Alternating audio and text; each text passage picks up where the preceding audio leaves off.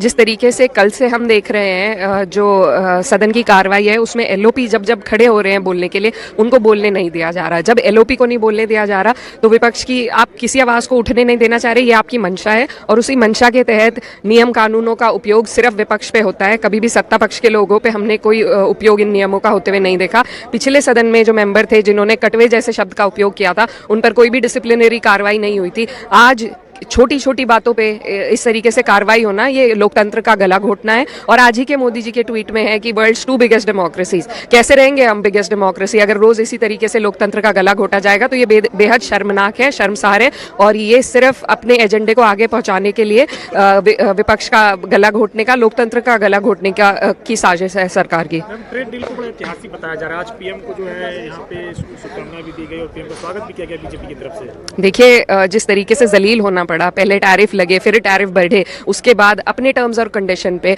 और क्या होगा अब स्वदेशी मूवमेंट का जब आपको यूएस डिक्टेट कर रही है कि आप कितना पैसा उनके ट्रेड पे खर्च करेंगे? तो इस तरीके से जो हम सरकार का फेलियर रहा है फॉरेन पॉलिसी पे, वो साफ साफ उजागर हो रहा है। पहले इन्होंने देश में नफरत के बीज बोए, उनका असर ये हुआ आज हमें अपनी इकोनॉमी पे भी देखने को मिल रहा है। हम कभी सार्क के लीडर हुआ करते थे, आज हमारी जगह चाइना ने ले ली है, क्योंकि रोजाना हम लोगों को घुसपैठी, किसी को रोहिंग्या, किसी को बांग्लादेशी कहते हैं। तो पड़ोस में कौन हमें पसंद करेगा? जब हम अपने पड़ोस में ही नहीं पसंद किए जा रहे हैं तो विश्व के स्तर पे भी हमारी इज्जत घटेगी। वही है जो देखने को मिल रहा है। अगर किसी के टर्म्स और कंडीशन पे अगर यूएस के प्रेसिडेंट बैठ के बताएंगे कि कितने पैसे हमें खर्च करने हैं, किस तरीके से डील करनी है, तो हमारा तो सर, हमारे देश का सर इस सरकार ने शर्म से झुका दिया है। एक आखिरी सवाल है, योगी आदित्यनाथ ने जायज बताया, कहा है कि जब अपराधी गोली चलाते हैं क्या पुलिस की जरूरत नहीं पड़ेगी गोली चलाने से पहले? देखिए, बहुत सारे ऐसे केसेस हैं जिसमें फेक एनकाउंटर की भी खबरें आती हैं, उनकी तहकीकात होनी जरूरी है। और कोई भी व्यक्ति, चाहे वो पुलिस में हो, प्रशासन में हो, मंत्री हो, प्रधानमंत्री हो,